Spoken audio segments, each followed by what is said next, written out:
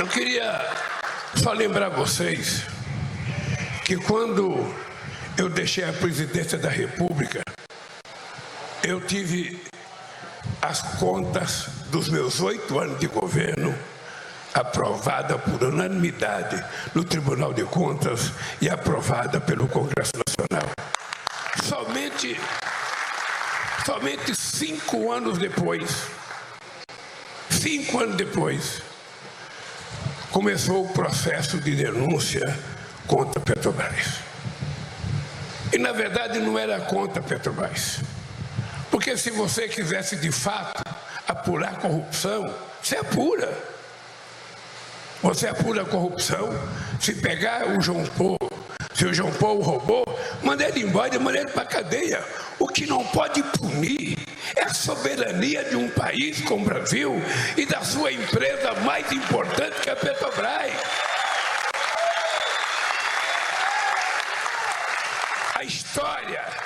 A história ainda vai ser contada, porque você sabe que muitas vezes a história leva anos, décadas e até séculos para a gente saber a verdade. Mas eu vou dizer uma coisa como presidente da República desse país. Tudo o que aconteceu nesse país foi uma mancomunação entre alguns juízes desse país, alguns procuradores desse país, subordinados ao Departamento de Justiça dos Estados Unidos, que queriam e nunca aceitaram o Brasil ter uma empresa como a Petrobras. Eles não queriam que a gente tivesse a Petrobras em 1953. Essa lei editorial do jornal Estado de São Paulo daquela época, que eles vão dizer que o Brasil não precisava de petróleo. O Brasil tinha que importar, ficava mais barato. Porque, lamentavelmente, este país, que foi descoberto há 524 anos atrás, foi colonizado durante muito tempo, foi o último país a ter a independência, o último a acabar com a escravidão, o último a ter voto da mulher, o último, na verdade, a fazer com que a gente tivesse uma universidade. Uma elite com complexo de vira-lata, subordinada aos interesses dos outros e com pouco interesse nesse país. Por isso eu estou orgulhoso de estar aqui. Vocês não têm noção da alegria que eu estou de estar aqui e vestindo essa camisa amarela, com essa abóbora. Esse menino aqui, eu cansei de dizer para o David que eu tinha dó dos camisas laranja da Petrobras, porque quantas vezes companheiros entraram em restaurantes para comer e porque estava com essa camisa eram chamados de ladrões. Quantas vezes? E por que isso acontece? Porque toda vez que você quer ganhar uma disputa, você primeiro destrói moralmente a pessoa. Você inventa uma mentira, você conta qualquer cara, sabe? Você inventa qualquer história e você martela aquela mentira até ela se tornar uma verdade na cabeça do povo. E muita gente, como Getúlio Vargas, que governou esse país por 15 anos, de 30 a 45, depois votou em 50, eleito pelo povo, em 53 criou a Petrobras, ele não aguentou os 4 anos de democracia e com a denúncia contra ele, ele se matou. E eu acho que eles imaginavam que poderiam fazer o mesmo comigo. Eu poderia ter voltado a ser presidente da República em 2014. Poderia tranquilamente, e eu tenho certeza que seria eleito. Mas eu achava que era um direito da companheira Dilma Rousseff ter a sua reeleição se ela quisesse ser candidata. E aí começou o processo de destruição de tudo aquilo que a gente tinha feito no Brasil. De tudo aquilo que a gente tinha feito no Brasil, começou o processo. Eu nem deveria estar contando essas coisas aqui, porque já se passou muito tempo, o povo já me colocou de volta, As pessoas que me acusaram estão apodrecendo porque sabem que mentiram e sabem que o inferno os aguarda por tanta mentira que eles contaram. Eles sabem.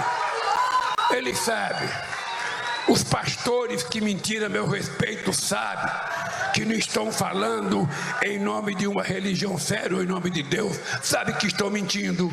E eles sabem que Deus está vendo. Eles sabem que Deus sabe. Entretanto, faz parte de um jogo sórdido, de um jogo talvez o pior que eu já fiz.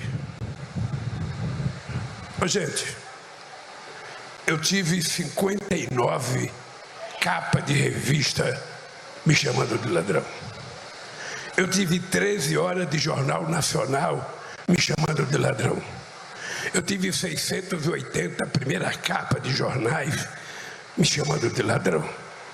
Eu poderia ter entrado numa sala, ter dado um tiro na cabeça, escrever uma carta e falar, acabou.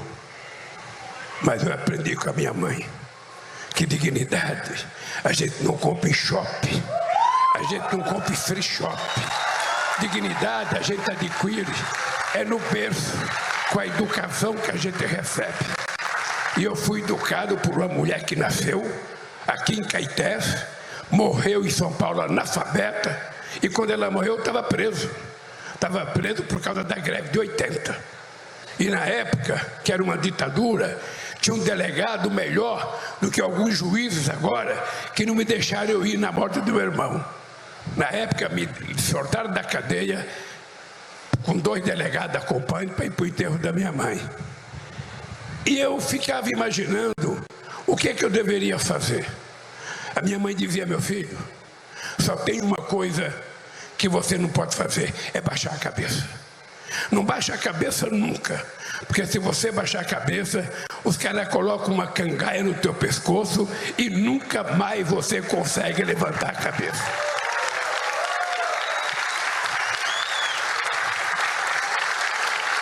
Essa história é importante contar para vocês, porque já houve 2 burrices feitas com relação a mim.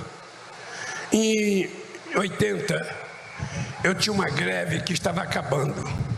A greve já estava com 17 dias lá nos metalúrgicos do ABC. Estava totalmente paralisada. E aí os militares que governavam o Brasil naquela época acharam que me prendendo acabaria com a greve. O que aconteceu? A greve que estava só com 41 dias, durou 41 dias. E muitas vezes, advogado foi na cadeia, Dom Paulo Evaristo Arne foi na cadeia, advogados, então Antônio Vilela foi na cadeia me visitar e falava, Lula, para com essa greve para você sair da cadeia, para com a greve. Eu dizia, não paro com a greve. Só paro com a greve se eles atenderem a pauta de reivindicação que foi aprovada em Assembleia. Senão, para que eu sou dirigente sindical? Bem, depois de 41 dias, eles me liberaram. E aí depois, a greve já tinha acabado, porque eles prometeram mandar trabalhador embora sem direito e sem justa causa, com 30 dias de greve. E agora aconteceu a mesma coisa. Eles me prenderam, achando que vamos prender esse bundão aí, ele vai fazer que nem os outros, ele vai chorar na cadeia, ele vai pedir água, ele vai pedir, sabe, para ir para casa, ele vai dizer que tem filho. Eles se esqueceram que a minha mulher morreu por causa deles. Eles se esqueceram. Mas eu estava muito tranquilo. E chegaram para mim e fizeram uma proposta de acordo. Ô Lula, se você aceitar, a gente tira você daqui. Você vai para casa com uma tornozeleira e você fica livre. E eu falei, 2 coisas você tem que aprender. Eu não troco a minha dignidade pela minha liberdade. Segunda coisa, eu não sou pombo correio e a minha canela não aceita tornozeleira.